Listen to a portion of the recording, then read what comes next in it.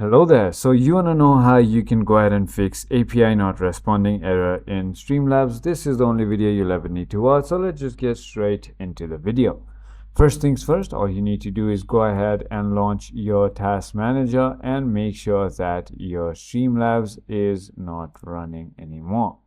So I'm just going to go ahead and end task just like that. Once you've done that, all you need to do is simply go ahead and search for run. Just like that. And once you've done that, simply go ahead and search for percentage app data percentage, just like that. Once you've done that, simply go ahead and search for your Streamlabs, and once you found it, just simply go ahead and delete that folder. Once you've done that, again go into run, just like that, and search for app data just regularly.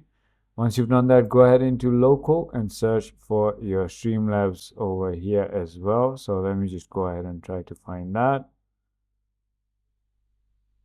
I didn't find the folder here. However, there is going to be a folder for Streamlabs for you. You can simply go ahead and open it and delete the folder called cache. Once you've done that, even if it's still not working, the only way you can go ahead and fix it is by uninstalling and reinstalling it back.